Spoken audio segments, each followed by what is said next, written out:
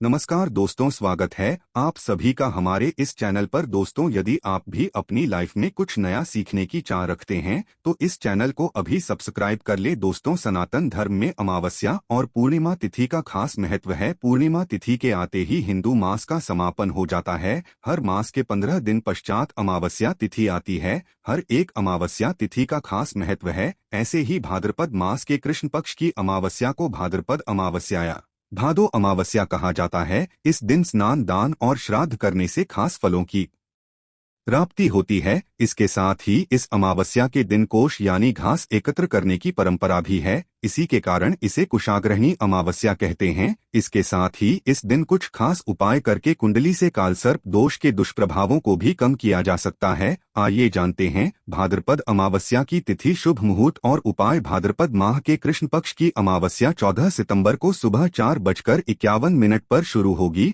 और अगले दिन 15 सितंबर 2023 को शुक्रवार दिन सुबह 7:12 पर समाप्त हो जाएगी। दोस्तों, इस अमावस्या पर यदि घर में लगी तुलसी में बांध दोगे ये चीज तो हो जाओगे हर परेशानी से मुक्त। तुलसी तो सब लगाते हैं किंतु इस बात को बहुत कम लोग जानते हैं। तो तुलसी के नीचे बांधे ये एक चीज माँ तुलसी का मिलता है। ढेर सारा आशीर्वाद माता लक्ष्मी जी होती है। आकर्षित घर में नहीं आते कष्ट। दोस्तों, तुलसी का पौधा यदि आपके घर में लगा है तो यह आपके परिवार के लिए बहुत ही लाभकारी है। तुलसी के पौधे में देवी लक्ष्मी का निवास माना जाता है और नियमित रूप से तुलसी के पौधे की पूजा करने से लाभ अवश्य मिलता है। वेद पुराण में इसके बारे में विस्तार पूर्वक बताया गया है। किंतु इसी के साथ क्या आप जानते हैं तुलसी के नीचे ये चीज बांधने पर माँ तुलसी का मिलता है आशीर्वाद। आपको वो सारी खुशियाँ मिल जाती है जिसके आप हकदार हैं। किंतु तुलसी के नीचे ये चीज बांधना है जरूरी। आगे बढ़ने से पहले आपसे रिक्वेस्ट करते हैं कि वीडियो को लाइक जरूर करिएगा, दोस्तों को शेयर कर दीजिएगा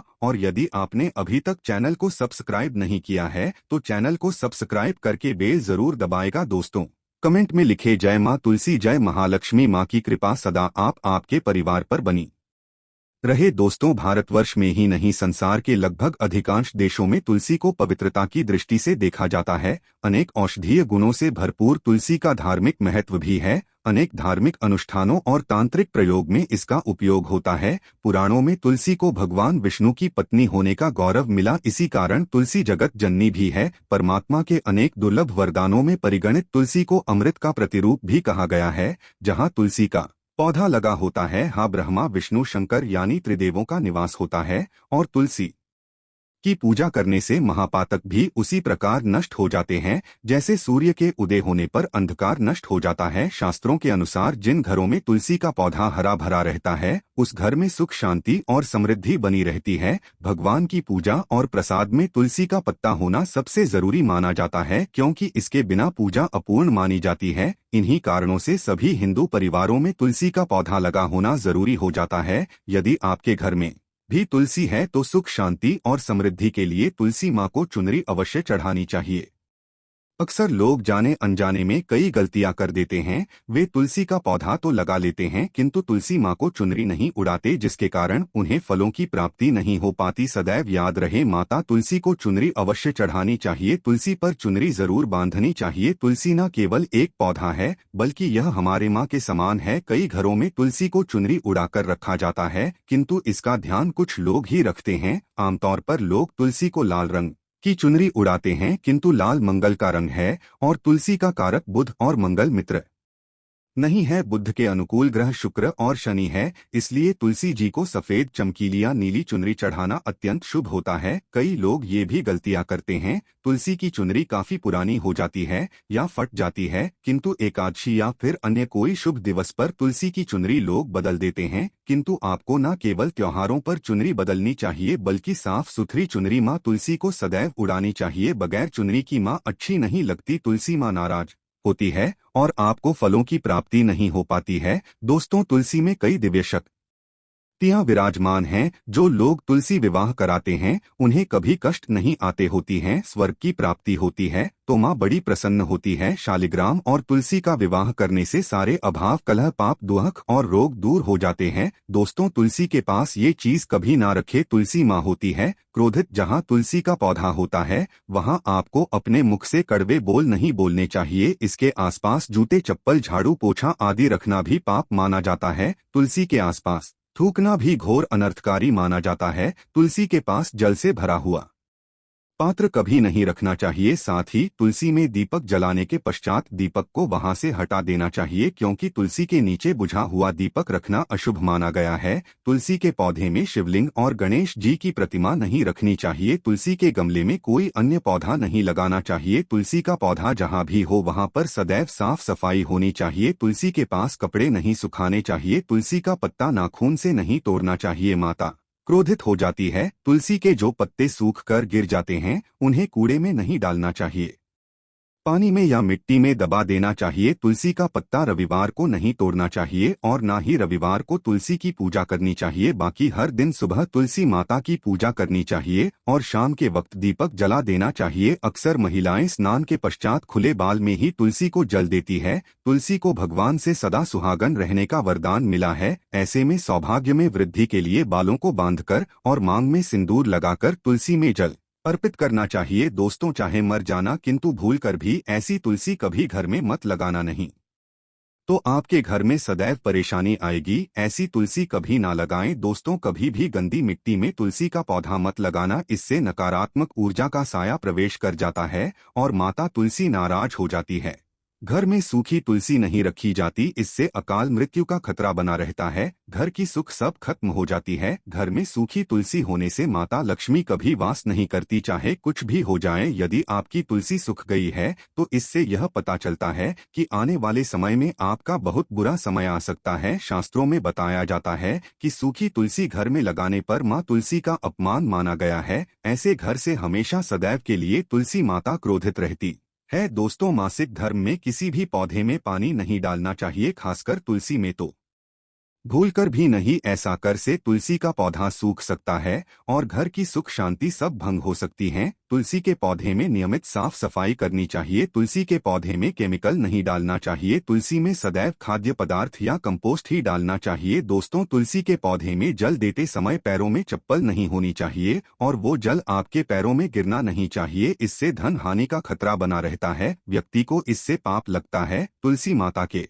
नियमित दर्शन करने से व्यक्ति को स्वर्ग की प्राप्ति होती है। सकारात्मकता का संचार पूरे घर परिवार पर बना रहता है। दोस्तों, तुलसी के पत्ते को नाखून से नहीं तोड़ना चाहिए। तुलसी के पत्ते नाखून से तोड़ने पर व्यक्ति को बीमारी लगती है, घर में बीमारियां प्रवेश करती है। दोस्तों, तुलसी का पौधा सदैव घर के बीचों बीच लगाना चाहिए। इसे बहुत ही शुभ और मंगलकारी माना गया है। तुलसी का पौधा घर में लाने से पहले सदैव याद रहे, बुरे भाव से इसे घर में नहीं लगाना चाहिए, अर्थात लालच में आकर तुलसी का पौधा घर में कभी नहीं लगाना चाहिए। इससे माता लक्ष्मी नाराज हो जाती है। दोस्तों, यदि आपके घर में एक से ज्यादा तुलसी के पौधे निकल आए तो आप अपने पड़ोसियों में से किसी को दे सकते हैं। शास्त्रों में कहा जाता है कि एक से ज्यादा तुलसी जब घर में निकल आती है तो वो बहुत ही शुभ माना गया है। ये साक्षात लक्ष्मी के आने का संकेत माना जाता है। देवी लक्ष्मी आपसे बहुत खुश हैं। तुलसी के पौधों को संख्या में रखना चाहिए, जैसे 3, 5, 7 आदि। तुलसी में कभी शिवलिंग को नहीं रखना चाहिए। गणेश की प्रतिमा भी तुलसी में नहीं रखनी चाहिए, इससे उल्टा घर में विनाश होता है। नियमित तुलसी में दीपक जलाने से कई करोड़ों पुण्य व्यक्ति को प्राप्त हो जाते हैं और व्यक्ति स्वर्ग की प्राप्ति कर लेता है। दोस्तों, है घोर अनर्थ। ऐसे पौधे लगाकर माँ तुलसी नाराज हो जाती है। घर में तुलसी के पास इन पौधों को कभी नहीं लगाना चाहिए। ये पौधे अशुभ होने के साथ साथ पूरे घर का विनाश भी करते हैं। माँ तुलसी होती है क्रोधित। आज ही इन पौधों को घर से बाहर करें। दोस्तों, यकीन माने हम आपको शास्त्रों के अनुसार बता रहे हैं कि वो पौधा कोई और नहीं बल्कि नागफनी का पौधा है। जी हाँ, नागफनी का पौधा तो आपने जरूर देखा होगा। आपको बता दें, आप ऐसे कई घरों को देख सकते हैं जहां पर नागफनी का पौधा कभी नहीं होता है, क्योंकि यह पौधा नकारात्मक ऊर्जा का संचार करता है। पुराण में बताया जाता है कि जो पौधा हरी भरी गलियों की उत्पत्ति ना करके कांटे की उत्पत्ति करता हो, जिसमें पत्तियां ना के बराबर हो, ऐसे पौधों को घर में कभी नहीं लगाना चाहिए। खासतौर से बताया जाता है कि किसी भी धार्मिक स्थल पर नागफनी का पौधा नहीं लगाना चाहिए। बात जब तुलसी के पौधे की आती है, तो घर में कभी भी तुलसी के पास नागफनी का पौधा कभी नहीं लगाना चाहिए। यह नकारात्मक ऊर्जा का संचार बहुत तेजी से करता है। माता तुलसी के साथ साथ माँ लक्ष्मी भी ऐसे घर में वास नहीं करती जहां पर नागफनी का पौधा होता है। इसलिए आज ही अपने घर से इन पौधों को बाहर कर दें। ये पौधा अशांति फैलाने के साथ साथ भूत प्रेतात्माओं को भी आकर्षित करता है। यह बुरी शक्तियां प्रतीक माना जाता है। दोस्तों, शास्त्रों में बताया जाता है कि यदि माता तुलसी के साथ साथ माँ लक्ष्मी की कृपा भी जो व्यक्ति पाना चाहता है, तो तुलसी के पौधे के पास केले का पौधा जरूर लगाना चाहिए। इसे सर्वश्रेष्ठ और मंगलकारी माना जाता है। इससे महालक्ष्मी के साथ साथ विष्णु की कृपा भी मिलती है। माँ लक्ष्मी बहुत प्रसन्न होती है। दोस्तों, जिस घर के तुलसी में यह एक चीज नहीं रखी जाती, तो उस घर से लक्ष्मी कोसों दूर रहती है। साथ ही तुलसी होती है क्रोधित, और आप कोई भी कार्य करोगे कभी सफल नहीं होगा। दोस्तों, तुलसी का पौधा घर में है तो उसके साथ शालिग्राम को जरूर रखें, वरना बुरा समय आपको घेर सकता है। शालिग्राम भगवान विष्णु का निराकार रूप माना जाता है।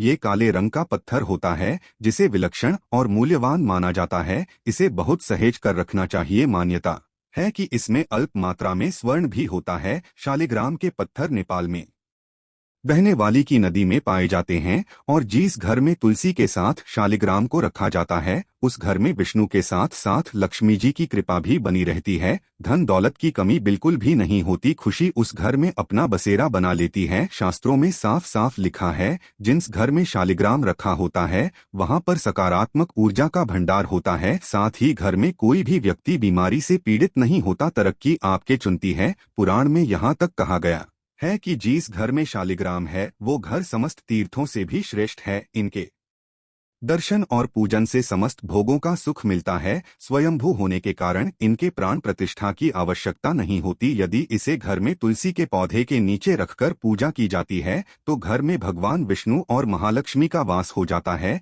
ऐसे घर में पैसों से संबंधित कोई समस्या नहीं रहती। मृत के समय इनके चरणामृत का जल प्राशन करने वाला व्यक्ति सभी पापों से मुक्ति पा लेता है। वो विष्णु लोक को चला जाता है। ये चरणामृत औषधि के समान होता है। जो इसका सेवन करता है उसका पुनर्जन्म नहीं होता। चरणामृत ग्रहण करने के पश्चात बहुत से लोग सिर पर से हाथ फेरते, किंतु शास्त्रीय मतानुसार ऐसा नहीं करना चाहिए। इससे नकारात्मक प्रभाव बढ़ता है। चरणामृत सदैव दाएं हाथ से लेना चाहिए और श्रद्धा भक्तिपूर्वक मन को शांत रखकर ग्रहण करना चाहिए। इससे चरणामृत अधिक लाभप्रद होता है। जिस घर में शालिग्राम का नित्य पूजन होता है उसमें बाधाएं वो अपने आप खत्म हो जाती है। यदि आप घर में असली शालिग्राम ले आए हैं किंतु उसकी ठीक से नियम से देखभाल नहीं कर पा रहे हैं, तो इसका उल्टा प्रभाव देखने को मिलेगा। घर में सिर्फ एक ही शालिग्राम की पूजा करनी चाहिए। विष्णु की मूर्ति से कहीं ज्यादा उत्तम है शालिग्राम की पूजा करना। शालिग्राम पर चंदन लगाकर उसके ऊपर तुलसी का पत्ता रखा जाता है। प्रतिदिन शालिग्राम पंचामृत से स्नान कराया जाता है।